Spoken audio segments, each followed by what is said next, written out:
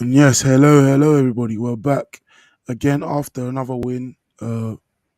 Seventh game of the season, Europa League. We got into a good start. 2-1.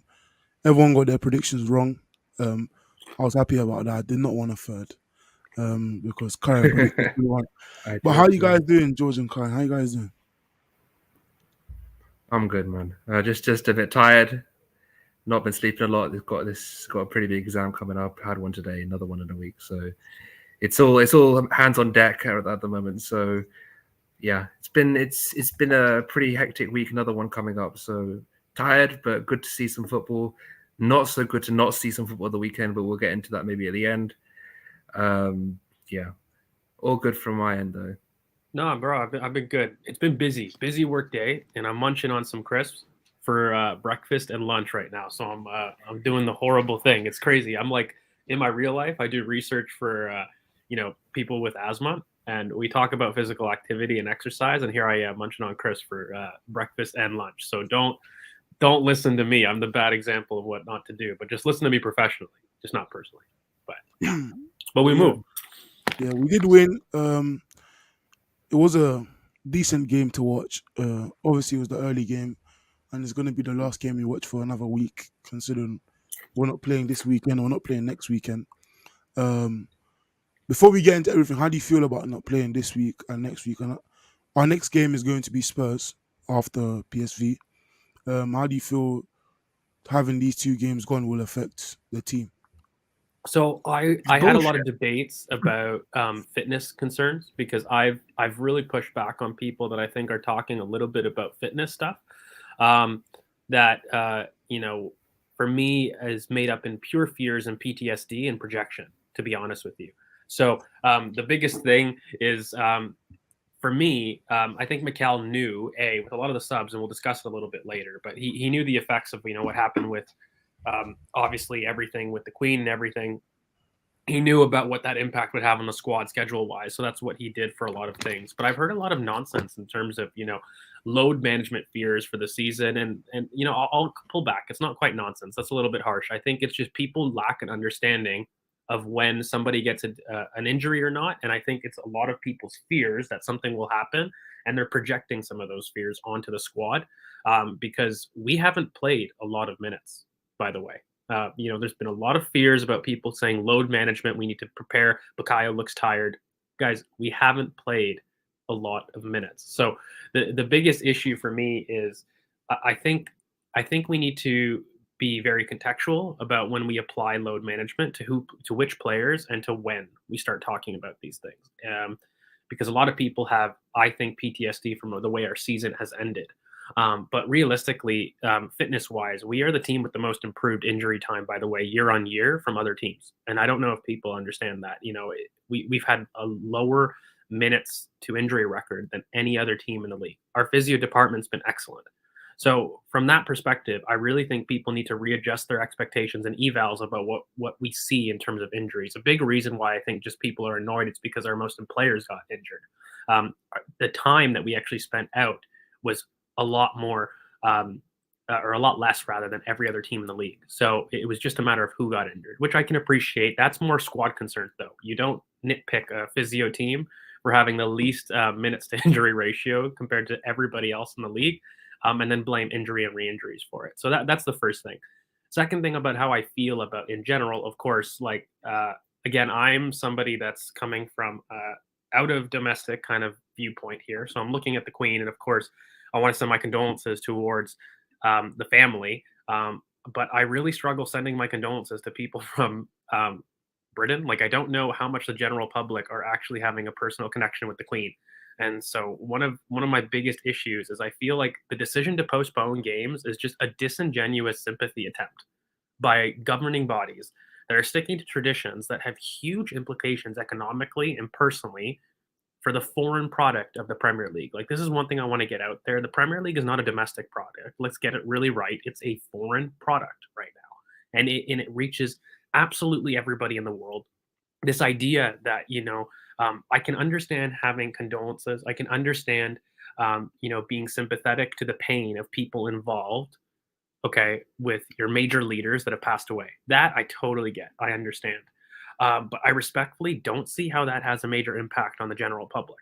I really don't. And so for me, this decision to cancel and postpone games is absolutely ridiculous. And you don't even get into the logic that the Queen, for all intents and purposes, was a big proponent of sport. If you really want to go in terms of what she would have wanted, so to speak, she would have been a big fan of having sporting events continue. And by the way, to have a minute silence and saying God save the Queen in terms of patriotic duties and sympathy of mourning would have done far more reach in the global product of the Premier League in terms of appreciating a life than sitting at home mourning. Like, I don't understand even the logic if you're going to sit there and say, listen, I feel really personally affected by the Queen passing away. Are you telling me that the global reach of the Premier League to celebrate her life would not have been a good idea? Excuse me?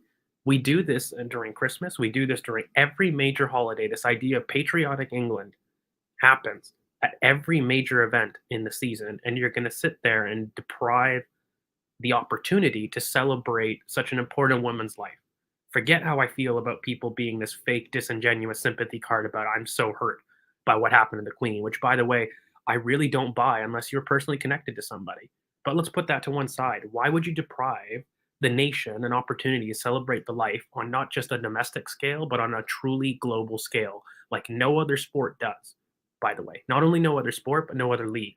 So for me, it's an abhorrent decision. It's absolutely ridiculous. I can understand closing games from today since it's just a very short term turnaround. But this idea that the weekend and then furthermore the next weekend is going to be postponed because of concerns due to police, miss me with that. It's ridiculous. I really don't understand this logic and mentality from people. So yeah, that's my little quick rant on disingenuous sympathy. Yeah, I mean, the main thing is, for me anyway, and someone obviously who's lived in Britain my entire life, the main thing for me is I just don't care. I'll be honest, I really don't see the point. I don't see the point in causing economic strain into a community that has struggled with a cost of living crisis, taking away the one outlet of entertainment, one of the main outlets of entertainment they have in a population that's struggling, new prime ministers coming in, all these kinds of things happening. The country's going through a recession, and you're going to take away not only business away from the hotel industry, the leisure industry, or the industry surrounding football, but you're also taking away enjoyment from the people that go and watch the football. People are traveling in from countries like all over the world, like George. I mean, any country, Nicaragua, people could have come in. You know what I mean? Like, Canada, anyone could have come US. in. How many Canada, people come? US. Sorry, really quickly, Karan, I'm going to let you go because I had my piece. But do you know how long it takes to plan for these events from somebody as a foreign traveler to come in? Months. It's literally months that you have to plan to go find hotels, plane tickets, and it is an entire occasion. And it's people's entire vacation, by the way. People take this in vacation because games, I'm sorry, they don't just happen on stat holidays where you can sit down and take 2 weeks off of paid vacation. These happen during the year when you have a chance to go and make it an occasion. Exactly.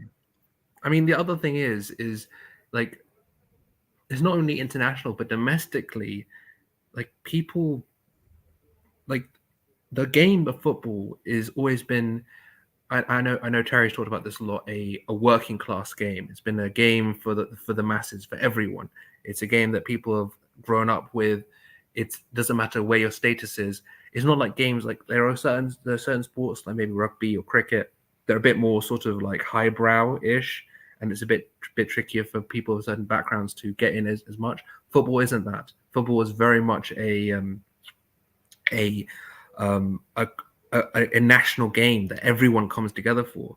And to take that away because of an arbitrary sort of pseudo sympathetic card that you want to play, that there's a national tragedy that's happened. It's not a national tragedy. Someone's died. Rest in peace to her. Let's move on. It's really not that big a deal. The only thing is how do we get to a point where everything returns to normal as quickly as possible? And the amount of times that the amount of turnaround, like, if it's that important to have the state funeral, why are you doing it at like on a Monday, and yet the whole weekend's getting cancelled? I've heard people say the state funeral is going to happen on Saturday. I've heard people saying it's going to be a Monday, on a Sunday. No one really knows. But we're going to suspend a whole weekend of football for one day of a state funeral because of policing issues.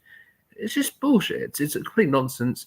There's no real significance in terms of running the games.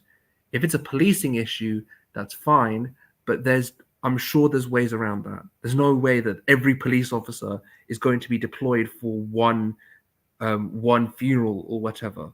Like it's nonsense, and it's very over dramatic for no reason.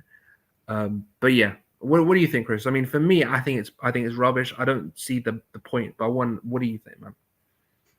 Well, I thought there could have been like more meaningful things they could have done within games to like make it memorable for the Queen. Like I said that they could have done a 70th minute clap to commemorate her 70 years of being the Queen, and then that's better than cancelling every match, because obviously there's videos of people crying and stuff like that. Like there's memes and everything. There's stuff about her that something should be happening, something shouldn't. But taking away the Premier League, I'm not sure how that really takes away from the Queen dying. Like obviously there's this long period of mourning, meaning this weekend's games are gone, and likely next weekend. So you're taking away 2 weekends just because the Queen died, and she didn't die in like a tragedy. She died of old age. Like she's 96. So it's not like, oh, the Queen got shot, so we should mourn. Because everyone was expecting it to come soon. I didn't expect it this soon, but she was 96. Like everyone knew, oh, someday soon the Queen's gonna die. So I think this is just too much. But one thing I don't understand is why rugby can continue, but football can't. And like, for example, horse racing is cancelled for cricket. Horse racing is off for today and tomorrow, but then continues every other day. Like, why exactly is football 2 weeks and everything else just remains the same?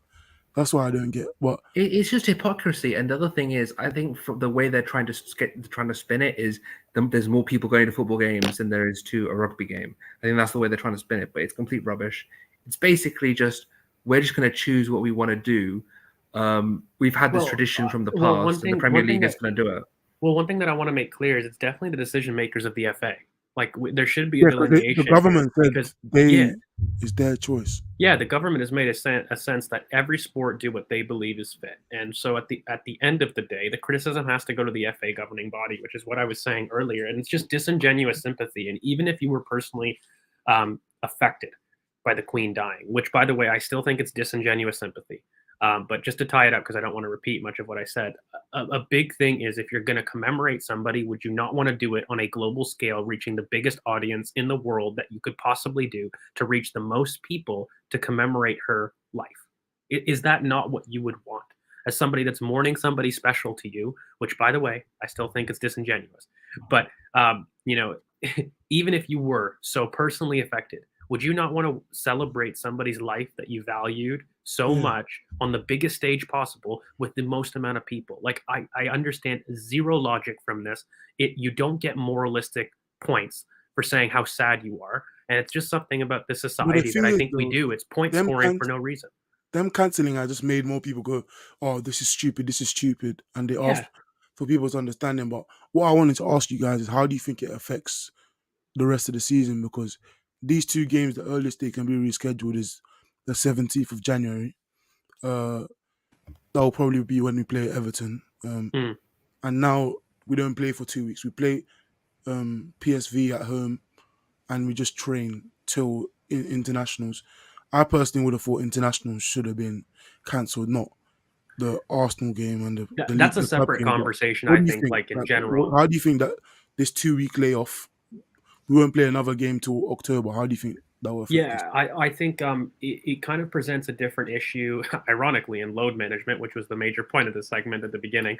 It's this idea that we basically play PSV, and then we don't play till Spurs unless there's another European game in between them. No, which I don't think there is, because and then international. Yeah, because of the international break, which again, I think it's ridiculous, but it does, to be fair, indirectly help with a lot of fitness concerns on some other people, namely Emil Smith Rowe and Cedric, to basically have, and Partey, of course. It basically allows everybody to come back fit. And it allows everybody to have a chance at another preseason, so to speak. And it would really help Fabio Vieira, players like this. Tomiyasu, by the way, who's basically come back now to a huge level. I can't wait to talk about his performance because one of the best players of the match for me. But I think these are the type of players that are going to look at this break positively, Chris. Like I think there is that component of it. Like you get players back, we're going to have a rejig of the squad, and it's just going to be El Neni that's going to be short of minutes or not available to the squad, and that is a good thing. Approaching an October schedule that, let's make it real, is going to be arduous. You can't fit any more games. But the issue is when you start extending it to the January 17th being the earliest that you can add these games, and then potentially adding them into an already congested schedule. It's just beyond ridiculous, especially when it was something within your control. I think part of the frustration as a fan is, look, are 2 matches going to send you over the edge on an already congested season? No. Is it going to worsen things? Yeah. Is it going to be detrimental? No. But you could have made it better. You could have organized things better, and that was the biggest issue. So yeah, but for me, I think that's the biggest thing that I can probably talk about load management wise, because even in October, we're not adding any games, right? Like the games that we were meant to play is what we're meant to play. And actually, October is a very busy schedule. This 9 games, isn't it? It's crazy. Yeah, it's 9 games, but also Curran, like having 2 to 3 weeks of training absolutely helps the squad do that. Like, especially when before you weren't, and you were playing those games in terms of the ramp up, the recovery that you could do is very different. Like you could theoretically, by the way, have a mini Dubai camp now. Like it won't happen. And in theory, the Brazilians haven't been called up, and certain players wouldn't have been called up. So, do you think them not playing competitive games for essentially what 3 weeks will affect them at all? Because we play Spurs in the first. It affects everybody though. Like that's the thing. You start like, does it affect a player individually? Absolutely. Anytime. No, I mean that you know the non-internationals, because the internationals will play. That's what I mean. That's what I mean. Like I think regardless, when you start looking at squads and stuff, one thing that you may kind of demand is people like Cudi Romero, for example, internationals that will play an extra game. Does 1 or 2 games give you that extra match sharpness? Not really. And if anything, the travel effects of traveling 10,000 miles are far more detrimental than adding an extra 90 minutes to an international game that, let's be real, the pace of the game is so different to the Premier League. Like when people talk about it keeping up, like keeping match sharpness, an international game is so different from Premier League game. The tempo, they never mean anything. So they're not even remotely close to the same. So the biggest thing is no. Just to answer your question, Chris, it doesn't. If anything, it's a detrimental effect on every single player, by the way. And the only thing is those traveling, by the way, are going to be worse off because of just general fatigue from travel. Has nothing to do with match sharpness for me. Well, I think we should get. Oh, yeah. What are you gonna do? No. What I was going to say is I was going to do the same thing that you were about to do, but what I was going to say is the final point is we have Spurs, City, and Liverpool together. Spurs, Liverpool, in one bunch. Leeds, then City. Yeah, all 4. The 3 of them are in one bunch, and they're all at home. So it'll be interesting to see how teams come off that international break. I know, especially with Liverpool, given their injury issues, this is going to be a massive help to them. Does it help them, though, for example, though? Because I don't know how many of their injuries are short-term. I don't think they are. Thiago will be back, I think, for the Arsenal. Henderson will be back as well.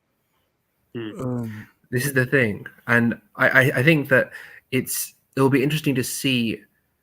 And the thing is, the other thing we don't know is there's more chances for re-injury, especially with players that are going out on international duty, because Thiago will go, Henderson will go. Like these are players that are kind of on that yellow zone, that yellow amber zone in terms of injury level, and it'll be interesting to see how much they're used. And the issue I have is with the England players that we have, we're not going to see a lot of, for example, Aaron Ramsdale. I don't think we'll see a lot of Ben White either. So it'll be interesting to see. I mean, we'll see some Bukayo, and I don't think Emil will make the squad either. So it'll be interesting to see who plays a lot and how much they play. But it's good to have that kind of. I feel like this is kind of a circuit breaker where the amber yellow plays in our squad and a lot of squads, because I know people we don't agree with the whole Bukayo narrative. But if he does need a rest, he can get a rest now. So I think I think the only thing is like certain players. I think by the time we get to the next games, people would have forgot about their last loss, which will be good for certain teams and bad for certain teams. Like certain teams can't carry on their momentum. We lost, so I would have preferred to beat Everton and Brentford and then go into Spurs rather than just lose to United and go into beat Spurs. PSV will be a good game. I'm going to talk. I think we should get into the game now. 20 It's minutes. It's going to get the game. I think it's pissed everyone off. That's the thing. We spent 20 minutes on the lineup. On the lineup, we pretty much predicted it. We just said Saliba instead of Gabriel. What did you make of the lineup, and what did you make of the subs as well? It was good. It was a good lineup. I wanted to see Fabio start. It was good to see him start. Wanted to see Marquinhos start. Good to see Marquinhos start. Just Xhaka, you still needed a leader in that midfield, so it was good to see him. So yeah, pretty decent lineup. Eddie, obviously, I'm so happy he got a start. He got a goal. Obviously, he had a very, very eventful game. Let's put it that way. But he was everywhere. So assist, goal, penalty conceded. there's a lot of. He had a pretty eventful game. So good to see him get some minutes. Look, lineup, like there's not much to say, and I can't wait to get into the game because there's some people I want to highlight. We basically predicted it. The only difference is basically Gabriel, and that was a decision that the team had to make. But I don't think it had a big difference in terms of how we played. There's I loved it. I was really happy that there was a good mix of experience, and I did say prior that this illusion of depth, by the way, that people think that we don't have any depth, it's very wrong in my opinion. I think it was showed in this game, but also. It showed in the lineup selections as well, right? Because I think for me, when you actually start to consider it, Emil Smith-Rowe, who I don't agree with, by the way, is depth by this standard at this point. He's just been lacking through injury. But when you have your top goal scorer for 8 months of last season, that's considered depth at this moment in time. That's ridiculous. You could have fielded essentially an entire 11, bar Granit Xhaka, that was depth, in quotes, unquotes. And of course, Cedric's injured, so you can't. We made 7 changes. We made 7 changes without Partey, is Smith-Rowe and Cedric. Yeah, it's crazy to me. Like there has to be a reconversation. Look, I understand people want better depth, and there's an issue of quality. We can have those conversations about who we have, but like this idea that Arsenal lack depth is something I really push back on. We have quite a bit of depth, and when you start looking at major teams in the league in terms of who has similar, not many have better. And we start to look at the bench, especially with people back from injury after this 3-week break, which you're gonna have, by the way.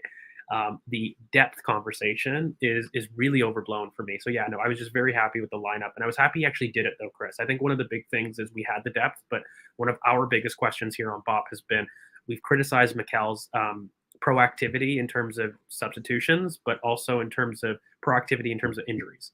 And I'm just very happy that look, it made sense. We were facing the weakest team in the Europa League group, by the way, but I was just happy he did it. He still had to go out there and make the 7 changes that we all thought was logical, but he hasn't done that in the past.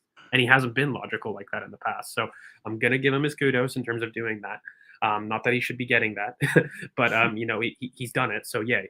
And then kind of moving on, one thing, we'll talk about the substitutions because I think that's a different conversation, Chris, in terms of the second half, because that absolutely had to do with what the Queen did. It was a very deliberate, I'm just going to say, fitness loading wise, to get your starters to get minutes so that they aren't cold, because knowing PSV is the only other game for a lot of these starters, by the way, that aren't going to get minutes with their national teams. You best believe that Mikel knew that Gabriel Jesus is not going. You best believe that he knew that, the other 2 Martinellis, or other 2 Gabriels rather, aren't going, none of Martinellis, but the other 2 Gabriels aren't going to Brazil. You best believe that was the reason why Martinelli stayed. I had a lot of debates on the timeline. People were saying like, why didn't he take Martinelli off? He's going to be running to the ground. And I'm sitting there like, guys, we're not going to play football for 2 weeks. You know what annoys me about that? Sorry to cut you off, but why is every single player who plays another 90 minutes going to be running to the ground? Like, it's ridiculous. These players are fit. it's the start of the season. I can understand if you're sitting there with concerns at the end of October and we have one more game in November. That's a Europa League game against Zurich away. Do you need to really play another 90 minutes of Bukayo Saka? Then I'm sitting there. I'm with you. Mikel, what the hell are you doing? I'm there. That's load management. Guys, they've played. How many games have we played, Chris? Seven? Seven. Seven across what? A month? Yeah. Factually? Wait, in what timeline is that load management fears? Please, like, can someone just explain it to me? Like, it's projection. I'm not going to do it too much because then I'm just criticizing nameless people in the timeline. But generally, there is no concern with injuries at this point in time. Let's dead that conversation. Let's have the conversation when it actually applies, which I think is going to happen at the end of October. But yeah, in terms of the lineup, I was really happy with it. Well, yeah. The lineup was good. The players we expected to perform were there, and certain players who we thought would surprise did end up surprising.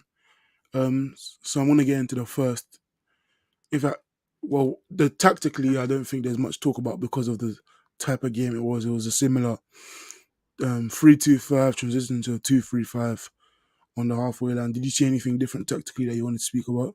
The only thing which we'll talk about is some of the performance issues, and I think Sambi Lakunga in the middle of the park had a tough time off the ball.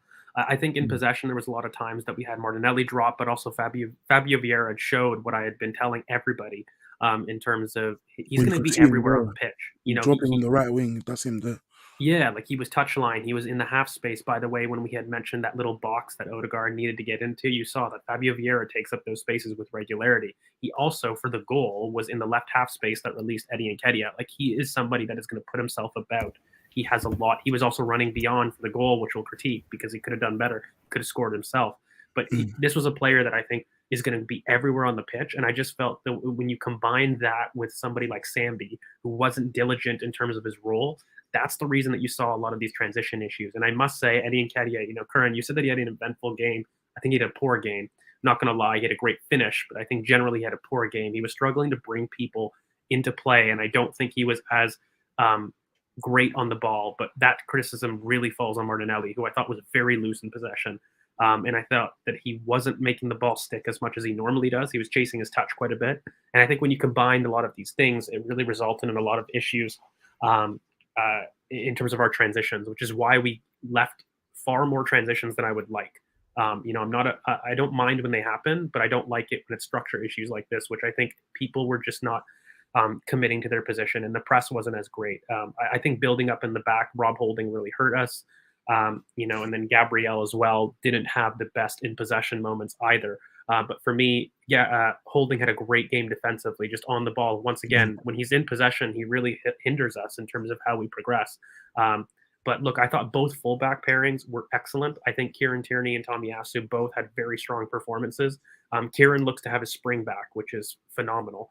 It is a big difference. I don't think people realize how big a difference it is to have Kieran Tierney fit, because he looked fit for the first time in a while. The previous matches, he still looked like he was harboring some ring rust, and here he actually looked very, very fit. And of course, Tomiyasu with his excellent early switches, from both feet, like, it was phenomenal. Tomiyasu had one of his best games, at least certainly from what we've seen in months, but back to his normal stuff. And I just loved his early switching that I feel he didn't do last season as much as he could.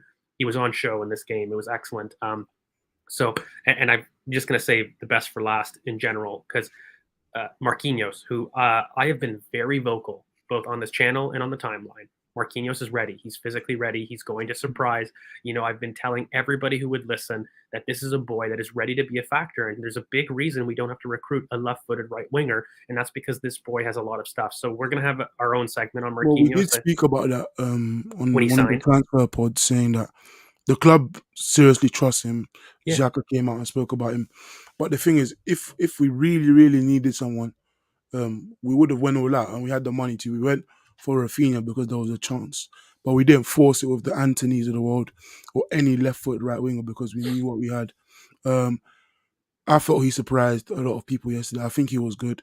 There was something still missing, surprisingly, despite a very good performance. But I'm going to get into the first chance of the game, which really was a mistake. As you were saying, Gabriel didn't have the best moments on the ball.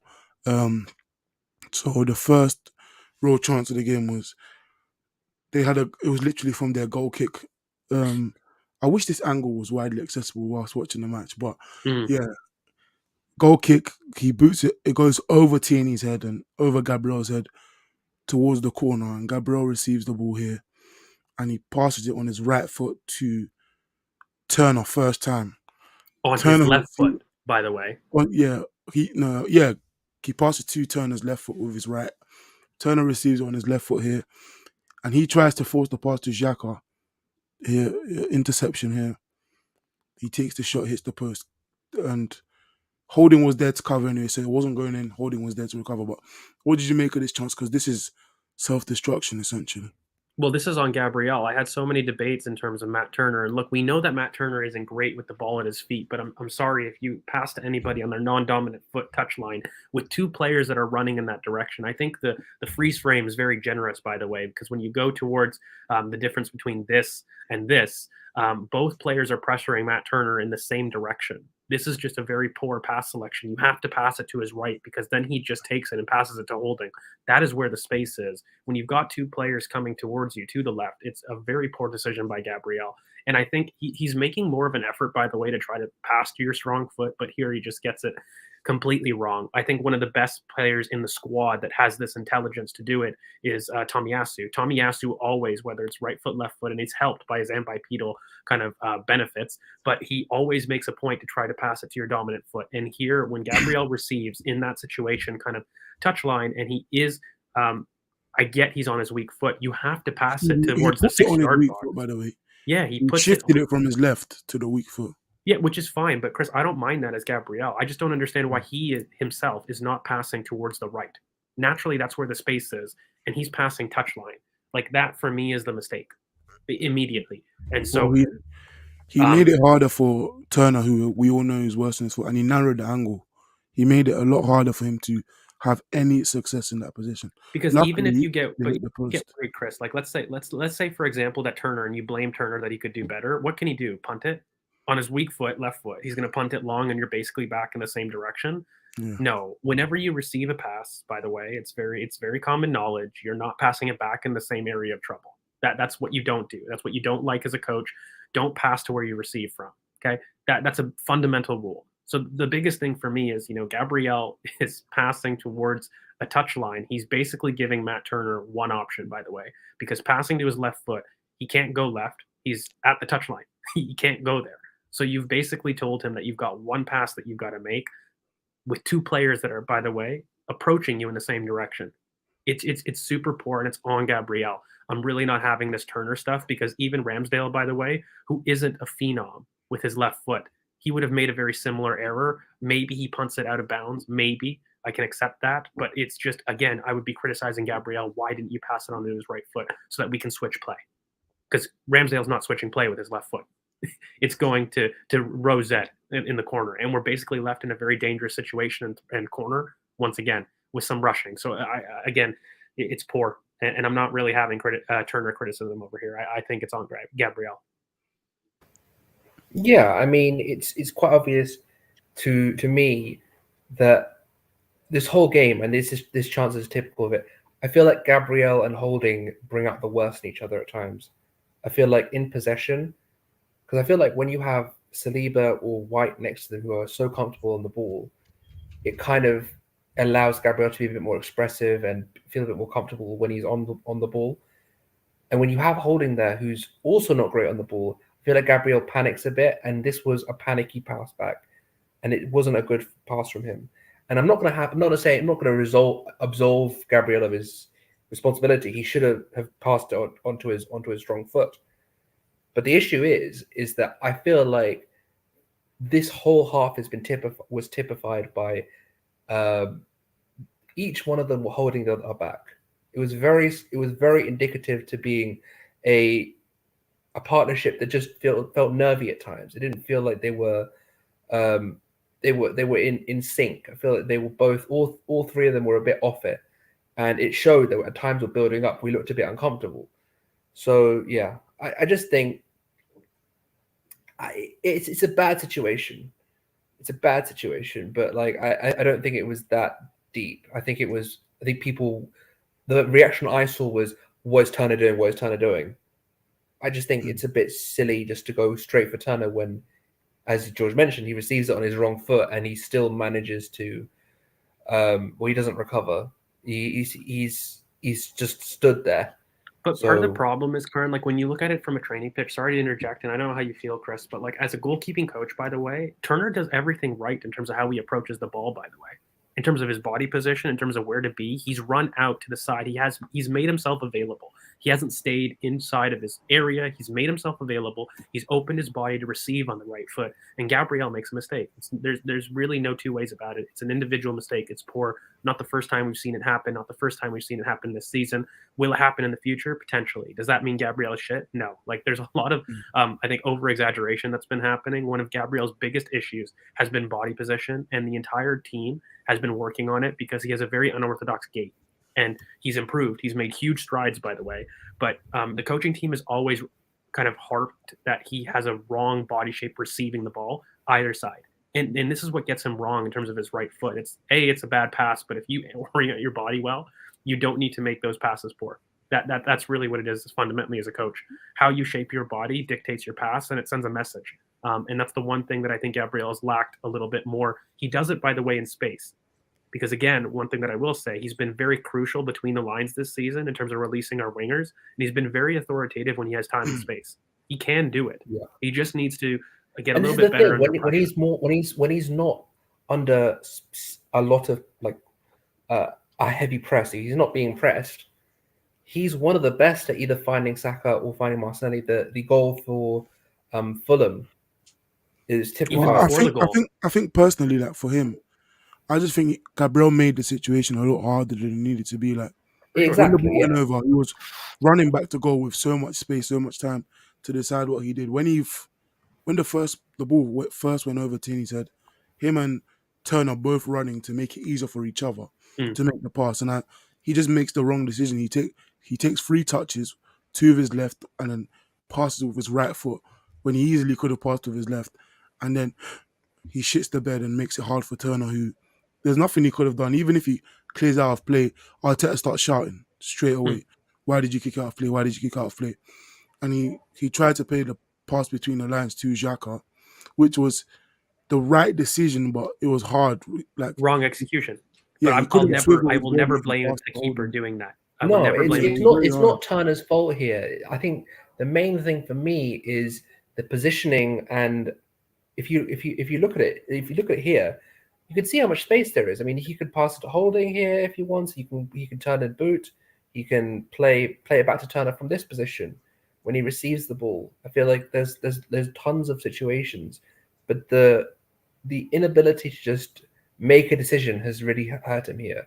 I think he does. Yeah. So one thing on this, because I don't want to spend much more time on it, because we're going a little bit overboard. But we're spending time because I think this is an issue that Gabriel faces quite a bit. But one thing as a coach that we like to do, these defenders, okay, they have a case of rushing things when they are not comfortable with the ball. So I think part of the issue is a lot of times when you take that instruction as a player, essentially you go overboard and you think you have more time on the ball than you do. And so one thing that I always tell players that are uncomfortable with the ball, and I try to get them to play out of the back, is you need to play with intensity in every moment in the first phase. So what I mean by that is here, he's jogging. I need him to be sprinting to the ball, knowing that you need an extra second to complete the action. So I don't need you rushing your final execution of the pass. I need you rushing to get yourself in a position to give you that extra second. That for me is the big mistake that he makes, because, Chris, you mentioned that he makes a couple touches, but they're labored. Like he's jogging and he's definitely not worried. Like now he's worried at this moment, but this is too late. You need to be worried from the beginning, because if you're worried from the beginning, this doesn't happen and you've gained a yard on your opponent. So that's all there is to it. I think it's just aggression in the right moments. And that's what he's deciding to do, because that's something that Gabriel has struggled with, whether it's, by the way, ironically, Jesus on the halfway line against City last season. It's aggression in the right moments. He's a very front-footed defender that's excellent for what we need, by the way, in a high line. He's an excellent channel defender, 1v1, probably one of the best in our squad. And he's super aggressive aerially and dominant aerially, and the best scoring center back in the league. All of these things are true. I just need him to have a little bit more controlled aggression in the right moments. So yeah. And I want to get into the next chance, which is around the 10th minute. The Martinelli header. And I picked this angle purposefully. You'll see exactly why I picked this angle. So this angle, why did I pick this angle, guys? Why do you think I picked this angle perfectly? Yeah, because Because it shows I the think, space. yeah, so one, it shows the space, two, it shows a perfect 2-3-5. And Tierney high and wide, rotating with Xhaka, because there was times where Tierney would be where Nketiah is, or Xhaka would be where Nketiah is. I just wanted to show the rotations. But here, I want to walk you through this. Nketiah Marquinhos 1v1. He plays across into a nice area, and Martinelli starts to make the run. He makes the header, and the header goes wide. I It's just so want to, poor for someone of his aerial ability, Chris, because yeah, he's got one of the best aerial abilities in the world, and I don't make that claim lightly. Like, he's somebody that's phenomenal in terms of what he can do with his head, and he just really screws the technique here, which is, again, unlike him in a sense. But this kind of run is something that I really love, and it's something that we're going to touch on. Marquinhos is probably one of the best crossers of the ball that we have in the squad, by the way. The purchase and pace that he put on it, he basically makes a decision and sends a message to Martinelli that he just needs to glance it goal side. And that's not an easy cross, by the way, because he gets very good purchase on it, but also It's up and down. It's with pace. It's up and down very quickly. And it's directed with pace, and it tells Martinelli where to head the ball as well, by the way. It tells him, don't head it across the face of goal, just guide this bottom corner. It's a phenomenal cross, and it's something that I think that we lack. Again, I'm going to criticize Saka here. It's something that I think he can actually learn, ironically. I think Saka doesn't have consistent technique with his crossing ability, and this is something that Marquinhos has showed excellent at, and I think he can do it not just with technique as an in-swinger. He showed it with the U21s with an outside of the boot cross that was just absolutely outrageous. This is somebody that can cross from any angle.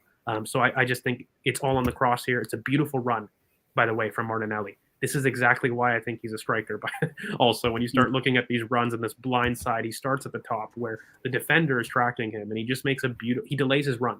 He lets the defender come front side to him, and he makes a blindside run into the corner. He does everything right, but the final execution, which he is so good at. So frustrating, but this is a painful miss for Martinelli, and he should be ashamed. Like, this is his bread and butter. well, I think we did well as attackers to occupy defenders. Like, number 2 can't move from Nketiah, which opens up this, and that defender, I can't see his number, but he's way too deep, which allows Martinelli to run into that space perfectly, and he just messes up the final action. But it was great. It was a great attempt, and it was something we did regularly, and it was obviously how we did score the second goal in the second half. But what did you make of this, Karen? I'm just trying to see the number 21, I think it is. But yeah, 31. is it 31? Yeah. Even with my glasses on, Jesus Christ. Yeah, it is 31. It's Kolasinac. The chance itself, we've all talked about how good Martinelli is in the air, and for him, I think he should be putting that away. Personally, I think he has the run, he has the ability to run and jump, and he just miscues it. I'm not going to be too harsh on him. I think he's obviously had such a great start of the season, but this is the kind of thing I expect from him. When you're going to be at that level that we expect from you, we've got to start hitting it now. I need to start putting these chances away. These are fodder games. These are These are games to get your goals. So he needs to be putting this away. Well, I'm going to straight away just move into the next chance, because we had this from 10 to 20 is where we generated most of our chances. So 40th minute, we generated 2 chances actually here. So Tierney passes to Martinelli. Xhaka makes a great run. As you can see where he is, he splits the centre backs. When Martinelli receives, Xhaka's on the other side of them. And Martinelli plays a good reverse pass to Xhaka, who lets it go across his body, plays the cross, which is deflected out to Tierney. I know this is long. Deflected out to Tierney. Who passes to Xhaka cross, and Marquinhos misses. These are 2 different chances, really. I wanted you guys to get into the first one, where the Xhaka cross and is blocked. What did you make of this It's all about Granit Xhaka, and we've been talking about Granit Xhaka's off-the-ball movement here on BoP for a while now, and he's reinvented himself, and I don't think he gets the praise that he deserves. He was once again excellent. I would put Marquinhos as my man of the match, just pure output-wise, but Granit Xhaka is a close second, along with Tomiyasu, who I felt was amazing. Like, for me, Granit Xhaka has been immense, not just here in this situation, but also off the ball. He made it like a phenomenal sprint in the game where it was a goal kick and he basically ran the length of the pitch to come and stop a transition. But this is all on Granit Xhaka's ability to find space in between the lines that he's been doing all season, by the way. Like, I don't know what people want in terms of the 8, because whatever they want, Granit Xhaka is doing. And I'm sorry he doesn't fit your prototype of what you envision in that role, but this is all on him making a really smart movement in between the center backs. And then, of course, I think this is great vision by Martinelli, somebody who we rightfully criticize for having his head down too often. He's getting his head up a little bit more, and this is a great reverse ball. I think they do everything right. And then in terms of just having us reset the play and that Marquinhos chance later on, I think this shows that Marquinhos has incredible intelligence attacking the back post. I just want to pause here. If you guys look in the far right of your screen, that is Marquinhos making a blindside run. And if we did end up having an idea to cross, Marquinhos is there to slide it in. And I think this is beautiful. When we start talking about adaptation of the men's game, why I believe Marquinhos would be a hit already, this is what you look for as a scout. When you start to look at these kind of things, it doesn't matter the opposition. He has shown a penchant for goal. And if he keeps making this run, by the way, it doesn't matter the level of opposition. It doesn't matter the angle. He's going to get goals. And this is something that Saka has just started to introduce to his game, but Marquinhos already has. He's somebody that, for me, is going to be a very big output merchant when he's really grown and developed up. And this is exactly why, because while Martinelli chooses the reverse pass, which I don't think is the wrong option, he's in space. I, again, want you guys to have a look at the right side of your screen, because Marquinhos, I believe that's Fabio Vieira, as well as Eddie Nketiah.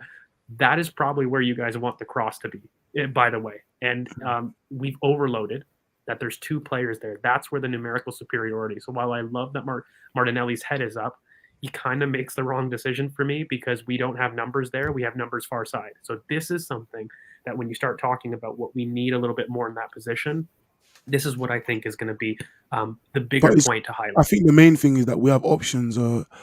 It's a 3v2 back post. Xhaka, the pass to Xhaka does take out 2 players. It does take out 2 players. You know me, Nashville, and Chris. We have talked on this channel. That is exactly what he is. But that's another conversation. Well, yeah, it was a good reverse pass and a good cross, and then the second chance, Marquinhos just bounces right in front of him, and he puts it straight over the bar. It's a tough chance, though. By the way, like, it's coming at him in a pretty poor angle, right? Like, I think it is tough. Like, it's coming bouncing. It's a tough skill to do. Would I like it on target? Of course, as a coach, you want that stuff on target, but it's a difficult chance. So I'm not crazy, and I'm more impressed with the run that he makes 10 seconds earlier.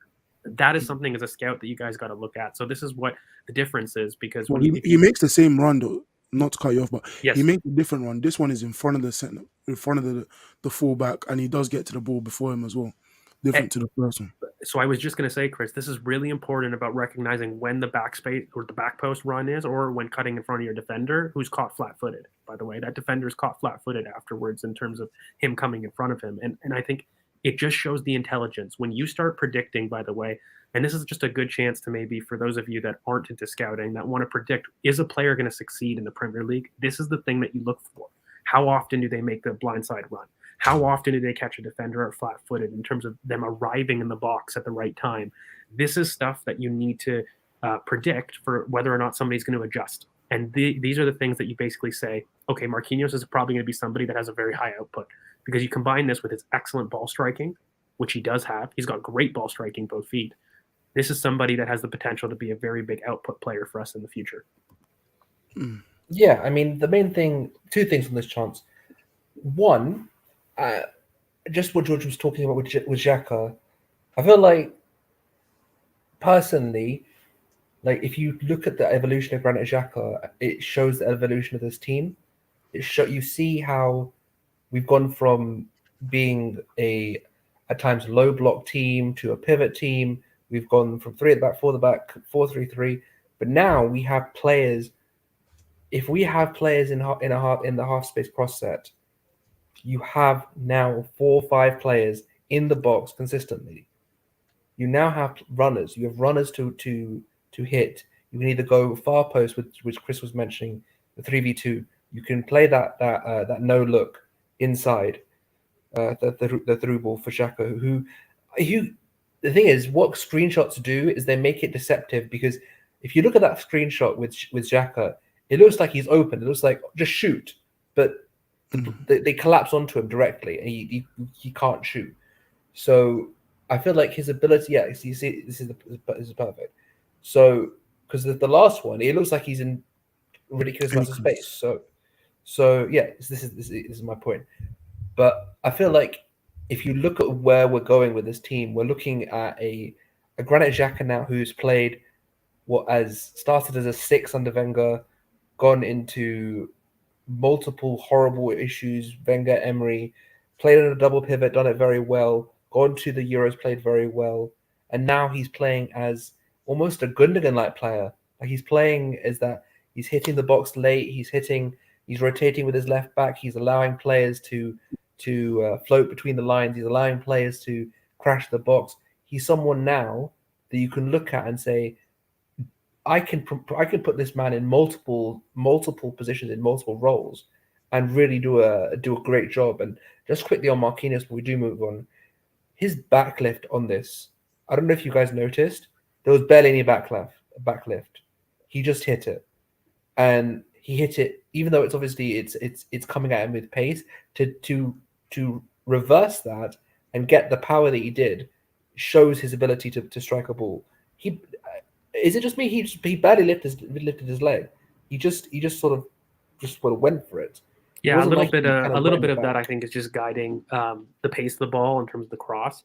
But he has excellent ball striking. He's got great technique, and I did say he was extremely fast. Very, I agree with this comment quite a bit. But we had been talking about this on the channel. He's somebody that you've heard in terms of people whether or not he's a shoulder down direct threat. I'm here to tell you he isn't just that. He's somebody that absolutely is a creative 1v1 dribbler. He's just somebody that's very scared, and I think you can see when you said that at the start of the stream that he was very good, but there's so many things to come. Like he was so emotional. He went from nothing to something so quick, and he scored.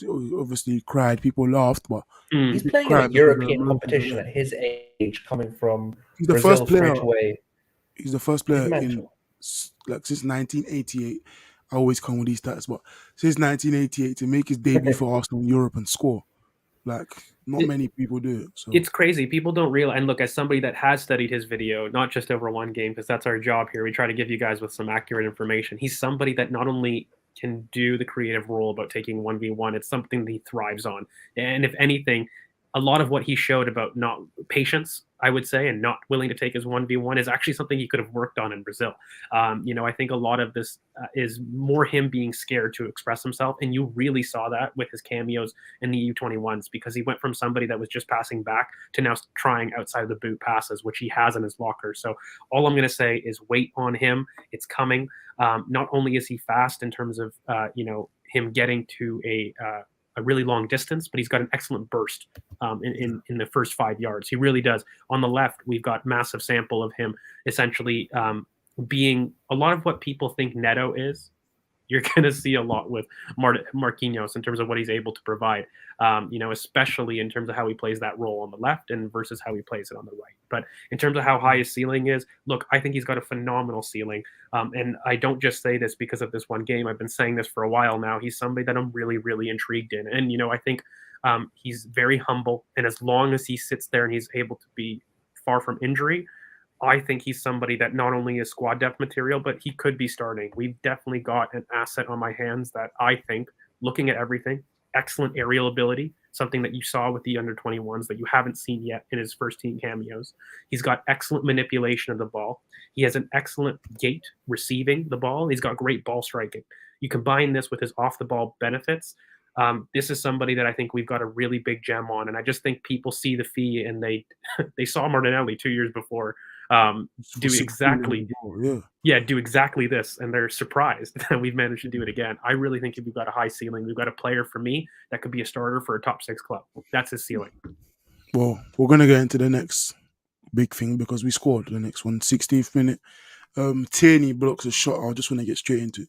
Tierney blocks a shot into the box, and Vieira takes 3 touches to get a pre-assist.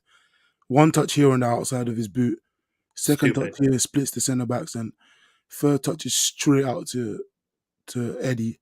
And I just wanted to show you the space that he utilised, because this was just beautiful. The pass allowed Eddie to receive one time and put into space for Marquinhos, but Eddie receives here, and look where Marquinhos is, still in the centre circle.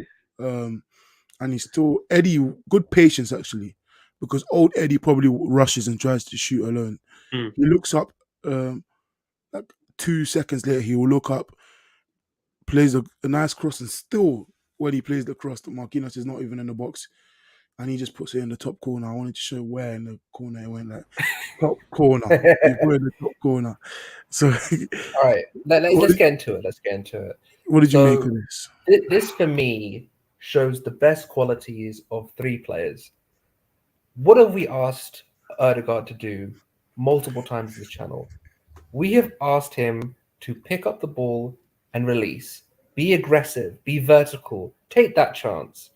And this is what you have in Fabio Vieira. You have someone that is able to really just see a ball and take a chance. Especially in transition, you need these kinds of players. You can't have someone waving his left arm about and just taking 5 touches and then sort of just recycling and then going up. You need someone to take 2 or 3 touches, bang, transition. And this is what Vieira did so well. And the second is obviously Nketiah. West Ham away, we all saw it. His ability as an outlet. He's so good as an outlet. He's so good in holding out defenders, bringing people in.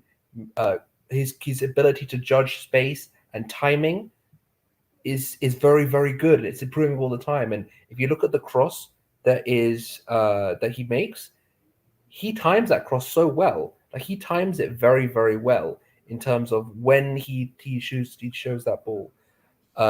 He doesn't rush it. He doesn't try and put Marquinhos in a situation where he's trying to bust a gut and just misses the ball.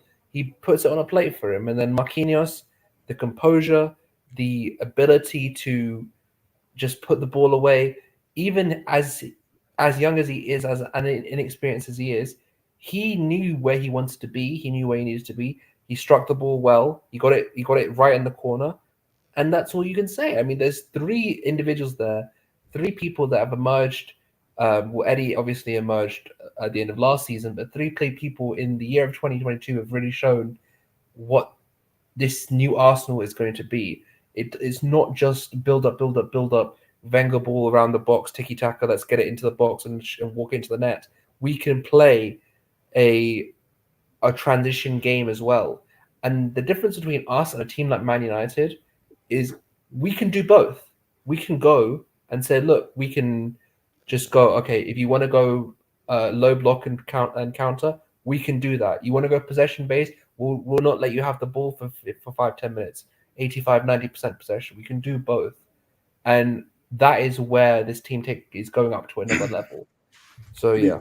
What about you, George? What did you make of this? I've Vieira? been forced to keep quiet for so long on Fabio Vieira, and I'm not taking it anymore. Listen, this is a guy that many people know I've propped as my gem. When people start looking at it, I've propped that Fabio Vieira be somebody for a long time. Anybody that's followed me on Twitter knows this is somebody that I wanted over Martin Odegaard. Sorry to cut you off here, but I'll give him credit on this. And anyone who watches the channel knows I don't like to give George any credit. But even before the show starts, George was pissing him off. But yeah, okay, DK does not like giving him any credit. Okay, so just everyone take this moment and just soak it in.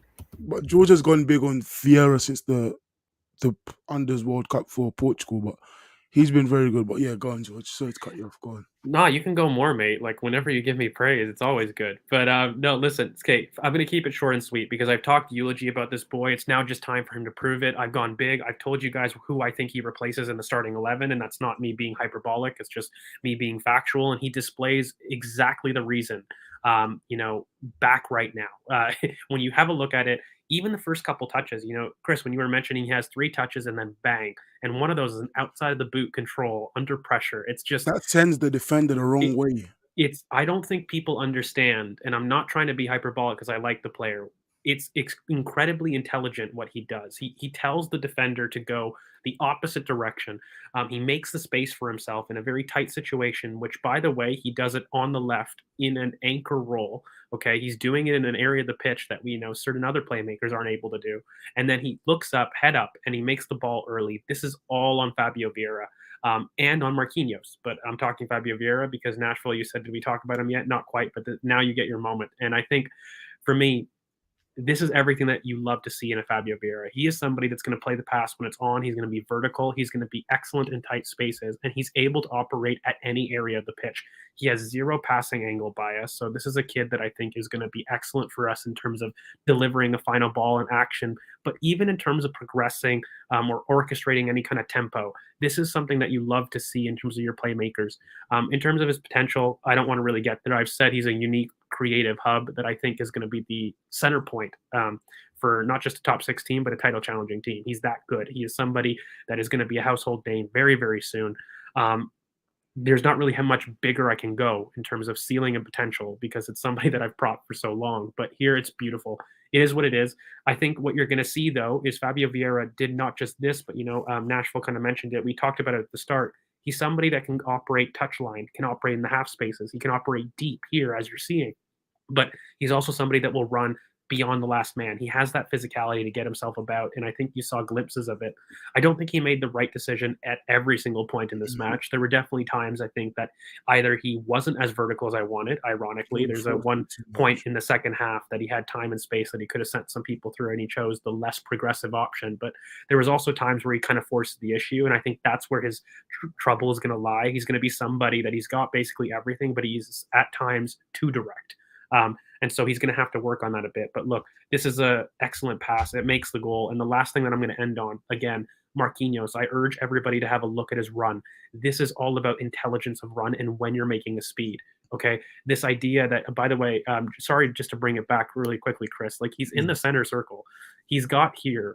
And then to end up in this position, it's just a beautifully intelligent run. And like, this is what you do as a scout, by the way, when you try to look at how can people get output. When I start saying, why do I think that Marquinhos is going to be an incredibly consistent output person, not just between ball striking, it's his intelligence of his run. When he decides, not only is he fast, but when to put on those gears, because a lot of output in terms of winger, striker, whatever you want to call it, but is deciding when to up the gears. It's not just the fact that you have pace, but knowing when to use it and at what point in time is really the difference maker here for how Marquinhos gets a beat on his man.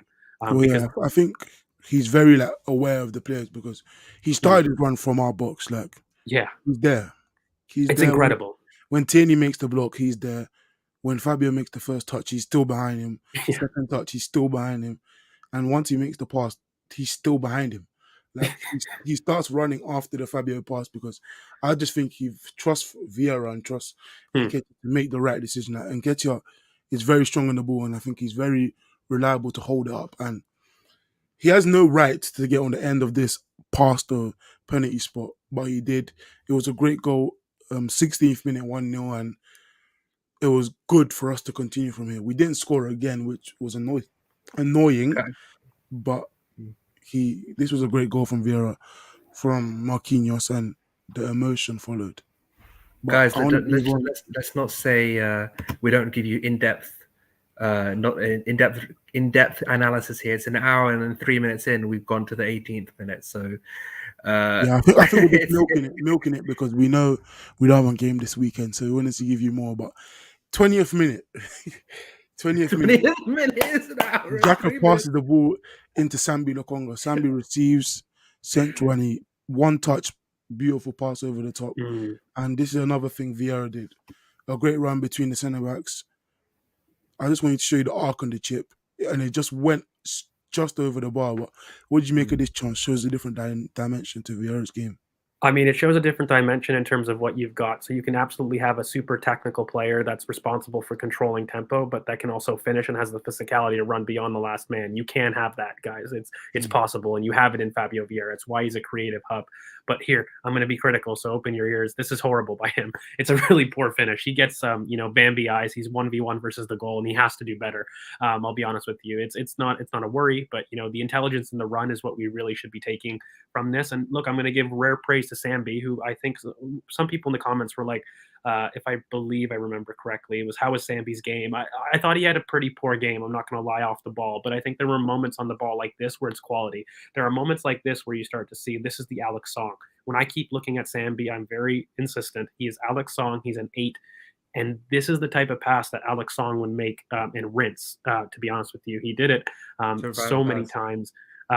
So I think this, for me, is something that I really want to highlight in his game, that he needs to do a little bit more, because it's a beautiful pass, beautiful run, and all it missed was the finish. So for me, that's pretty much it on a tactical level. But Vieira has to do better, because that chip, guys, there's space. He does have to do better, and especially somebody for his quality, he knows it. But look, you got to applaud the run, and this is why I say, as a scout, when you start looking at things, this is what I saw with Fabio Vieira so often. So when you're looking at players in terms of attacking midfielders, do they make the runs in between center backs, and do they make runs that they're able to get ahead of their defenders, and why? Again, this is beautiful. And if you really want your bingo, it's that 5-yard burst. So, book it, get your bingo, and that's the reason he gets there. But this is how you project, by the way, guys. When I talk about a 5-yard burst, and I know it's funny, this is the thing where it basically allows you to see how it can translate onto the pitch and how it can actually lead to output.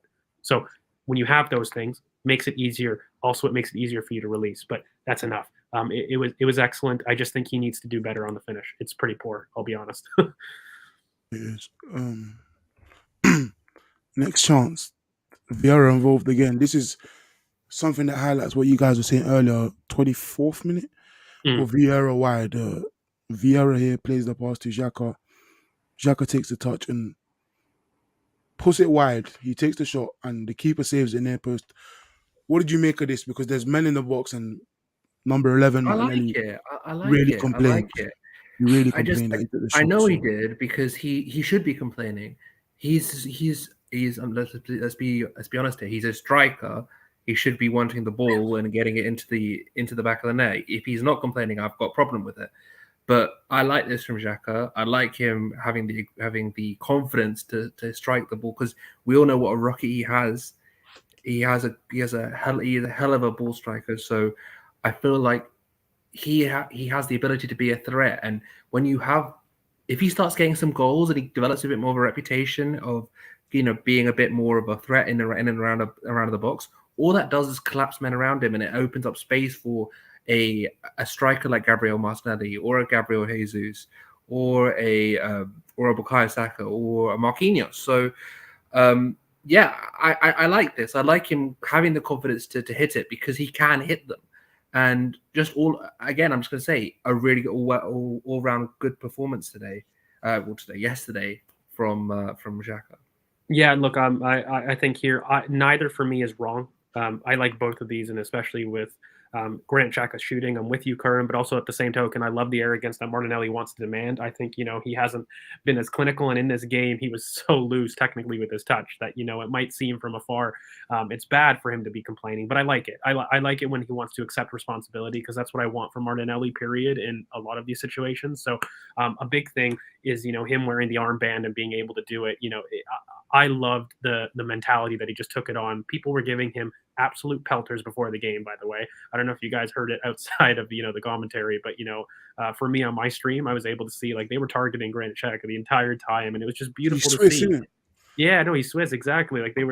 He's in his hometown. He's feeling himself. Why not, son? Have a pop off. You deserve it. You've had an excellent couple months, and you've had an excellent game, by the way. Like I said, second, second only to really Marquinhos because of output. And look, guys, ultimately, I love that he had the armband, because, look, guys, I'm somebody that's a Granit Xhaka defender for a long time. He deserves it. He's evolved. We're done. And just to have basically the armband again, because remind me if I'm wrong, but guys, it's the first time to start the game ever since that incident. And, I'm not one for emotional sentiment, but I am going to be emotionally sentimental right now. That's important. So, yeah. You don't have that programming. You don't have that programming, but yeah. I think that he was feeling himself. I think that's the best way to put it. But yeah. Let's move on, Chris. Next chance isn't an Arsenal chance. Zurich, 34th minute. Zurich play.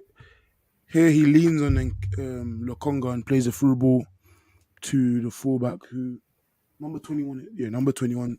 Vieira gets sucked into the ball. He doesn't track back and he's left out wide. And Gabriel's to come cover. He obviously dribbles towards the box, plays a pass across the box, and they take a shot. And it's a great block by Tierney. What did you make of this chance? Because it really was their only big chance of apart from the next chance, but it was the big chance of the half. So the one thing is when I talk about Sambi Lokonga not being a 6, this is actually a prime example in terms of body position and how you approach duels. Okay, you're never supposed to give the side of the pass to a player. Okay, that's the first thing that they teach you. Okay, his body shape, and he's got his body shape all wrong here. So a big thing is when you want to be an anchor, he actually wants to be in front of the ball and forcing him a different direction, as opposed to on the half turn and basically allowing him to play the through ball there. I think, look, Vieira makes a decision about to bite, kind of to force the issue. It's really Sambi that's in the wrong here, that he should be better positioned to kind of block that pass from going through. Vieira is just blocking the simple 5-yard pass directly ahead of him, Chris. And, I think Lokonga has to block. I just set you guys up. I know. I'm just explaining for the people. I didn't want it. It was too low hanging fruit. I didn't want it. But no, the one thing that I'm going to say, guys, is beyond this. Okay, it's kind of poor by us, and it's really because of Sambi, and I don't want to hang on to it too much. It's look, he has to learn. It's approaching his tackling technique, and I've kept saying, he's not a 6, and these are big reasons why. It's his approach and tackling. It's his intensity 2 ways. Because Chris, when you actually start looking at it too, when the Zurich player goes wide, there's no reason Sambi Lokonga, by the way, should be so far behind from Fabio. I don't mind him, being late because Fabio is a couple yards ahead. But this is the intensity running back to goal. He has to bust a gut to get to the top of the D. That's where he needs to be. And Xhaka does. This is what I start to talk about when he isn't aggressively running back and he doesn't have that instinct. So just if you guys are wondering about my scouting and why I keep saying he's not a 6, these are the big reasons why. It's poor, it's a bad mistake. But Chris, you kind of mentioned at the end, the Tierney block. It was phenomenal. When you actually have a look in terms of the Zurich through ball at the very top, that's Tierney at the top of your screen there. For him to make that kind of a run, by the way, all the way to the end, to the opposite end of the box, is phenomenal. And he was nowhere near there. So when I talk about his spring being back, this is what I mean. He had the fitness to get up and down the pitch and make essentially what is a 60-yard run, which is phenomenal as a defensive block. So it was excellent. In terms of when you're asking to be coached, look, mate, this is, for me, you can coach positioning, you can coach approach to a tackle, but a lot of these things are instinct in terms of what he likes to do naturally as a player. And for me, when you're at the age of basically 23 in December, correct me if I'm wrong, guys, he's 22 now, but he's going to be 23 extremely soon. If you're by 23, 24 and you haven't corrected your ability to run aggressively in transition, you haven't corrected your ability to be a stand-up tackler in space, because again, he's positioned really, really poorly. These are things that you need to see improvements on at minimum by beginning your prime age. If you don't start to see those improvements, it's very rare that you're going to take it into your prime age and actually implement it. Does that mean that it can never happen? No, I'm always open to somebody changing my mind, but it's very rare. And it's these red flags that tell me, why do we have to develop him as a 6 when these things aren't relevant for an 8?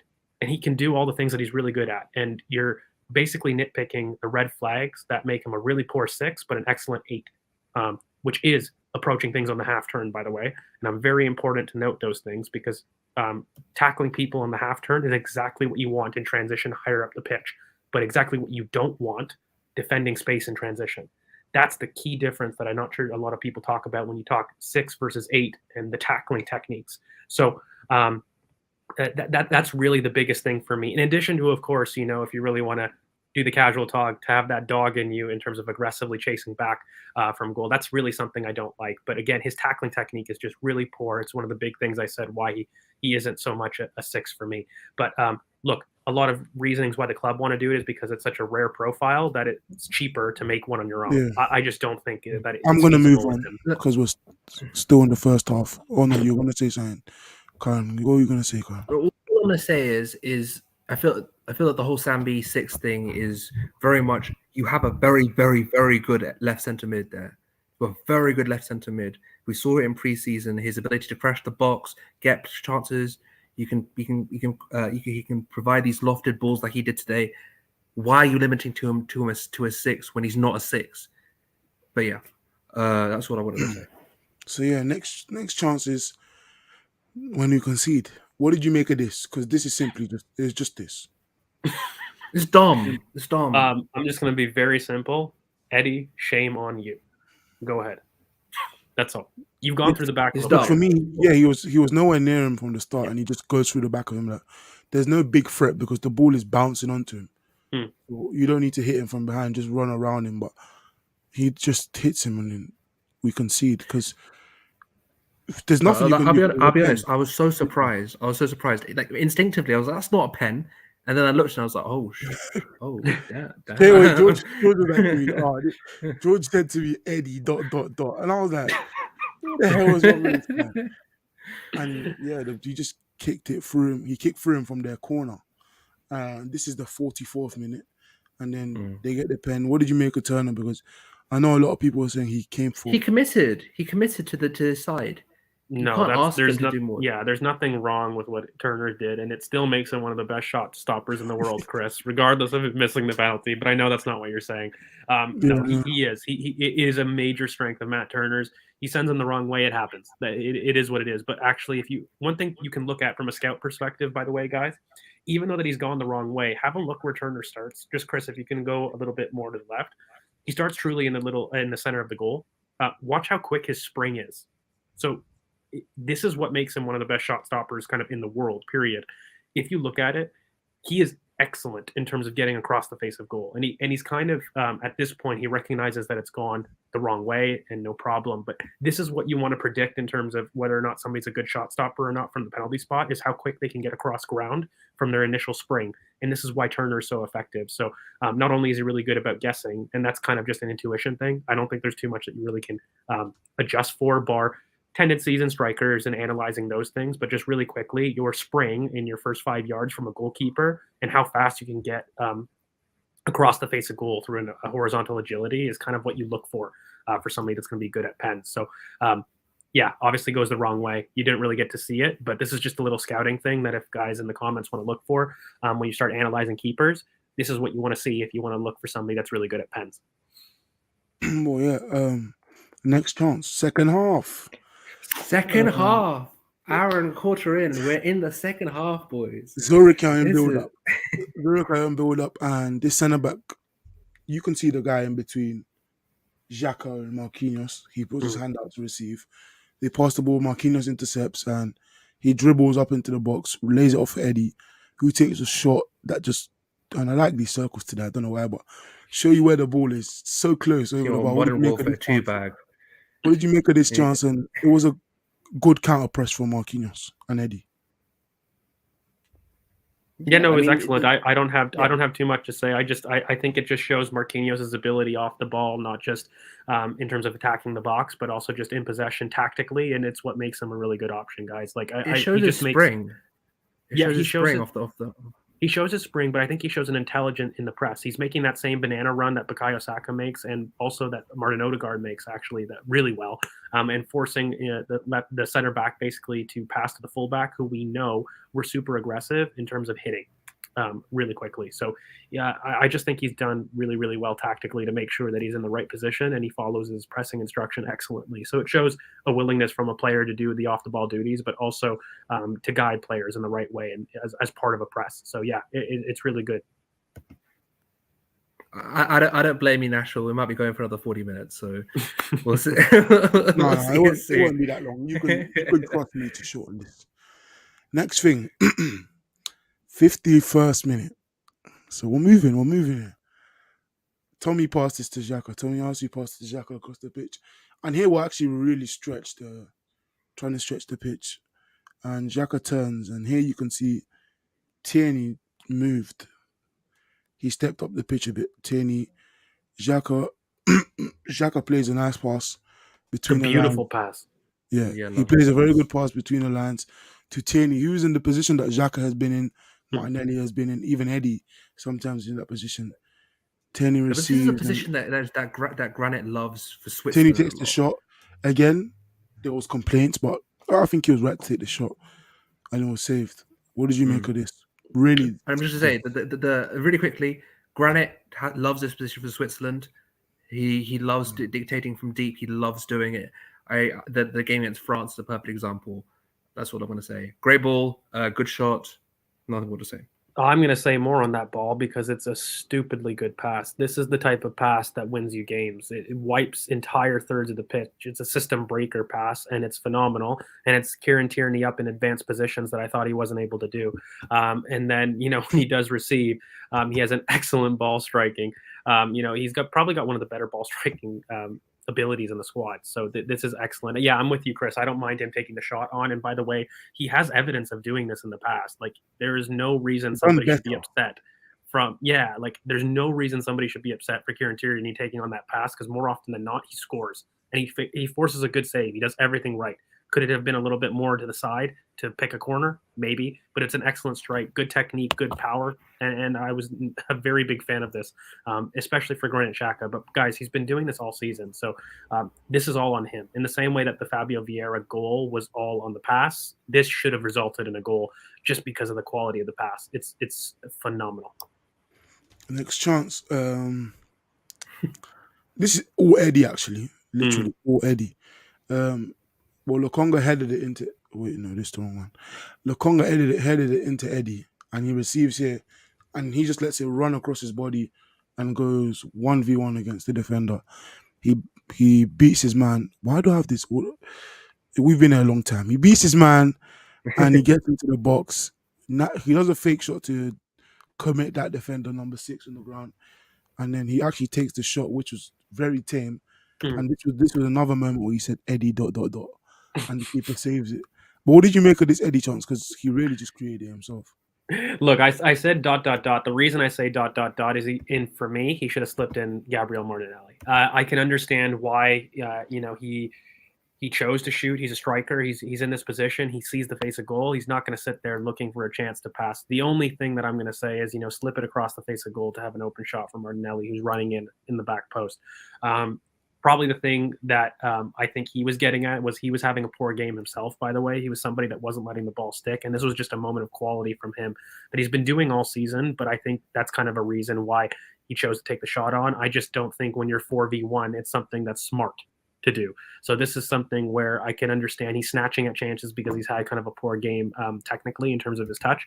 But this was an excellent chance by him. He creates the chance on his own, so I'm not overly upset for him then taking the shot when he's created the chance on his own. So that's fine. But it just, I agree. Like it was a little selfish for me, and he's snatching at chances because of the type of game that he's had previously. So throughout this entire match. So I think that's why he does it. He's not normally selfish, but I think this is an example when I said earlier in the pod, he could have done a better job of getting other players into play. And this isn't like him. He normally does that. He's been doing it all season as a sub.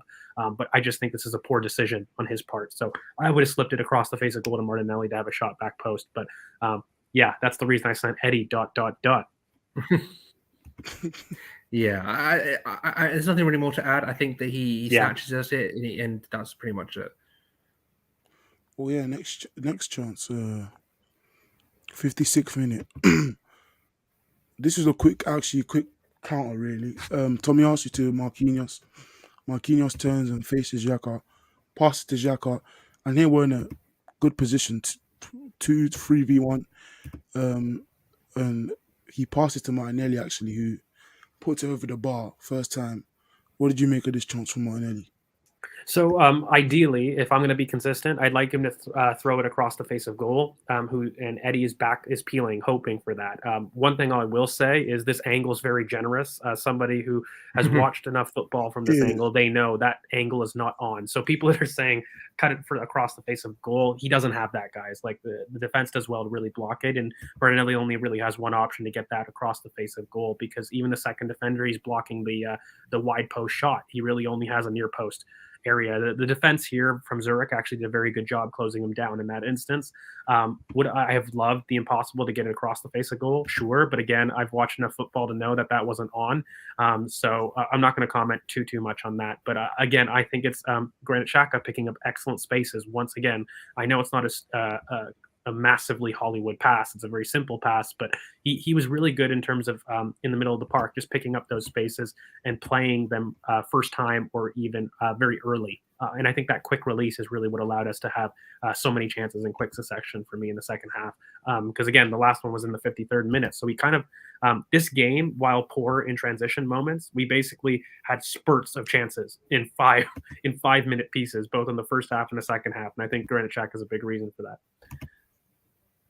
Yeah, I mean, I just think that I feel like at this point the game's kind of getting a bit sort of like, as George mentioned just now, just very much condensed into sort of small time periods where we kind of just go for it. But yeah, I think it's a decent chance, and I reckon we could have maybe done a lot better, but I don't think it's that huge a concern. Next chance, just before the goal actually. So here, Sambi headers the ball to Xhaka, and we do have a lot of men forward actually. Xhaka plays a nice chip ball over the top to Martinelli, who first time volleys it maybe 20 yards over the bar.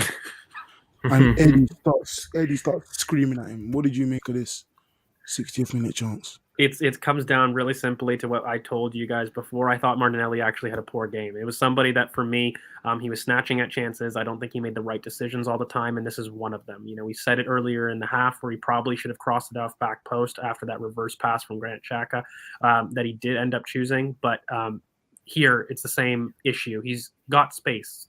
Take your space. You know, as a coach, you know, it's a great ball by Granit Xhaka, but, you know, Martinelli could absolutely have taken a couple yards more to give him a better angle. Also, I think he rushes the shot, and I think he's snatching at it because, again, he's made a couple bad decisions in the match, and he hasn't exactly made the ball stick. So, again, I'm not going to overly criticize it, but, you know, this is, again, a striker's attempted finish that wasn't a finish. It was more of like a midfielder's. And, of course, Eddie has a right to be pissed because he's wide open and he's looking for that goal and that redemption after conceding the penalty in the manner that he did. So I think that's just part of the frustration. But, yeah, Martinelli has to make a better decision here because it's spectacular, but a really unspectacular execution. Yeah, nothing more to say. Yeah. You weren't going to handle it. I thought you were going to handle something. No. I think I don't think there's much to say. We're overloaded and we got a shot off. Not that big a deal. Well, yeah, the next real chance is the goal. I think it is the goal.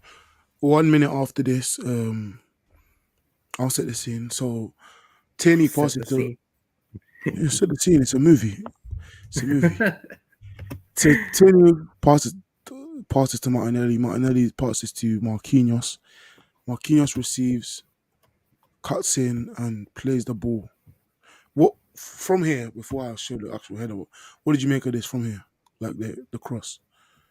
It's phenomenal. It's Bukayo Saka-esque. How many times have we seen Bukayo pick up the ball? That's a little bit, to be fair, further forward, but he has this back post run. It was the Mesut Ozil pass. It, again, shows another facet to Marquinhos, who I've said is just phenomenally creative.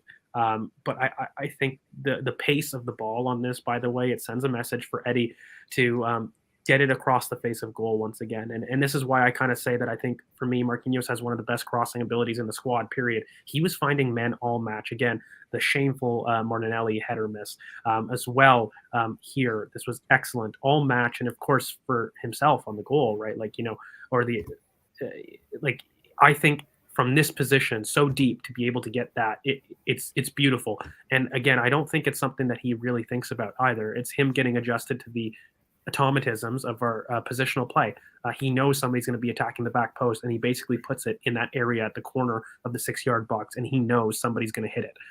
So yeah, that pass was absolutely chef's kiss. I think it was beautiful as well. Personally, for me, like I'll let Karen go after me, but I think it was just very evident of what we do in the training ground, really, for someone to slot in so well and do very similar things to Bukayo, like deep crosses across the face of goal. 1v1, trying to find someone on the penalty box. I think he was very good. The back post, ghosting back post. he was doing very similar things that we've seen Bukayo do since the start of pre-season, and it's just very evident our training as well. But this, it's just player quality. Like, this is a great cross. You can see 3 men attacking it back post, Martinelli central, Eddie and Tierney back post, and Eddie just finds it bottom corner. And I think it was a great goal. And the game was pretty much done from here. We should have scored a lot more, but the game was pretty much done from here. What did you make of this, Karen? I mean, we've seen this goal. This is a classic Arteta goal. It's a classic setup. I would go to Martinelli versus Crystal Palace away. I think we've done this goal again and again, and as you mentioned, it's something we've worked on the training ground. So yeah, it's good movement. It's a good cross. These are the areas you want, just in that half space. Get a bit of space, hit that ball, and trust your teammates to collect. Put it in an area and put it in a dangerous one, so you can get your teammates into good positions and they can score. And it's something that I constantly talk about on this channel. How many times can you replicate this goal? This is something you can replicate again and again. It's something that it's a setup we can run. I hate talking in basketball terms. It's a set that we can run again and again, that we can just do this move again and again. So yeah, that's it. It's a good, Yeah, it's a good after goal. this, I don't want to show anymore, because after this is the cameos and starters then coming. Yeah. So I just wanted to show up to here, because like, this is really the 70 minutes of the Europa League performance. What overall, what are your final thoughts on this? Like, Marquinhos man of the match, Marquinhos crying. Vieira, I think, had a good performance. Xhaka captain again. Like, what did you make of this? I thought it was just phenomenal. Once again, I thought it was a very fun B team performance. It was displaying a greater level of depth than people think. I think Marquinhos man of the match. It shows he was physically ready with intelligent off the ball runs. He gets his brace that he completely deserved. I agree. I think Vieira was incredibly dynamic with a lot of decisive vision. And I think Tommy was, a really good benefit from here. Fit again with excellent early crossfield switches, and Tierney had got his spring back. If I really had to order for me the best performers of the match, again, I think Marquinhos deserves his man of the match, and then Granit Xhaka is closely behind, and of course Tomiyasu for me. I think those three players really were evidently far and away the better Any players free in the game. losers? Because those are your free winners. Any free losers? Three losers here. I'll take one for you. I think Sambi had a rough time. I don't like losers, but people that can improve. I think Sambi had a tough time. I think Martinelli and Eddie Nketiah, they were both players for me that I think had good moments in the match, but were uncharacteristically poor in moments that they've been excellent in all season. Like Martinelli, technically under contact, has been great. He was just poor at that in this match. Eddie bringing other people into play, he could have done a little bit better. But again, he's done that all season. So I'm not worried on these two. The only one is, to be fair, Sambi Lokonga, who, again, he's young. You don't want to give up on the player. But again, I think he's playing a role that he's just not suited to. And I'm frustrated at that. I really want us to rework him into a role that I feel he's going to be better suited towards. And by the way, in the limited appearances that he has had as an 8, has been excellent. And of course, how could I forget the very fun partnership of Gabriel and Rob Holding are definitely contenders. They're probably actually better contenders for worse, now that I think about it, over Martinelli and Eddie Nketiah. I would probably go Sambi, Gabriel, and Holding is probably my actual 3 worst players of the match. But yeah, no, I think all in all, a very fun performance, something that we got to see. And I just hope that everybody got a little bit of extra tidbits in terms of how we scout here on the channel and why we make these big predictions on some players and other things, because I think there was a lot of knowledge to be gained from this match, particularly with Marquinhos, Vieira. We found new players. I love when it happens. I was somebody that felt like these 2 players would be big hits, but hopefully you guys got some tidbits in terms of why you can pick out why some players might thrive and why some players might not. But yeah, that's my final thoughts on everything. I mean, for me, the major takeaway from this game is we have a team that is able to do. We have a team that we can bring on, because with 5 substitutes, you can take off your whole front line if you want. A 2-3-5, you can take off the entire front line and bring a new one on, for example. You can change things at the back, etc., etc. You can change your whole system. And this game shows, especially that Marquinhos goal, it shows that you can have multiple systems run. We can play counter-attacking football. We have ball strikers in the club. We have the ability to be a bit more clinical, a bit more forceful with the issue, instead of having to be that technically excellent, get the ball around the box, and we look for overlaps, looking for underlaps, looking for players to be brought into play, being a bit more intricate around the box, and getting the ball into the back of the net. There is obviously some downsides. I mean, again, I just think that the game, I mentioned it earlier in the pod, the Gabriel Holding partnership, they bring out the worst in each other. I feel like they don't complement each other. They're both aerial defenders that like to be a bit more aggressive in their tackling, and you need the balance in that partnership. I feel like the reason why Saliba and White are good in terms of being that extra man next to Gabriel is because they're so good on the ball. They provide that bit more assuredness in the line, and they're able to help build up a lot. So I think that obviously if you're playing that, you're going to have Rob holding us back. It's not a good look. You need someone to have that more assertive role and build up. And I think that's the major takeaway from me in terms of what is downside. But the good thing is this shows that we can do Ollie ball, we can do Pep ball, we can do everything. This is Arteta. He can do multiple systems. So the good side of Ollie ball. Man, you're really on your mind a lot. Anyway, fuck them. They did lose. What are you going to say? Fuck them. Every game, it helps. We are a family channel here at Ball Over Passion here, Corinne. You're in the doghouse. You're in the sin bin. Okay, so we did. Okay, yeah. My overview in the game, like I stopped watching after 70. Let me be honest. When I saw Saka, Jesus, for real, I stopped watching after 70. Like I didn't know nothing that happened after 70. So bro, I had a test today and I still watched the whole 90. I cannot do it. I cannot leave my team. I thought the game was done, innit? 2-1. No one got no one got the prediction correct. No one. One goal. Jesus, you could have got me one goal. That's 3-2-1 wins in the past 4.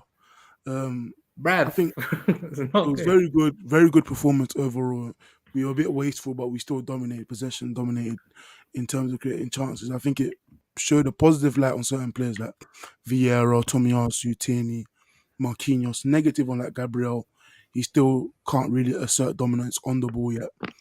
He's still learning, but it showed our depth. 7 changes. The team didn't look much different.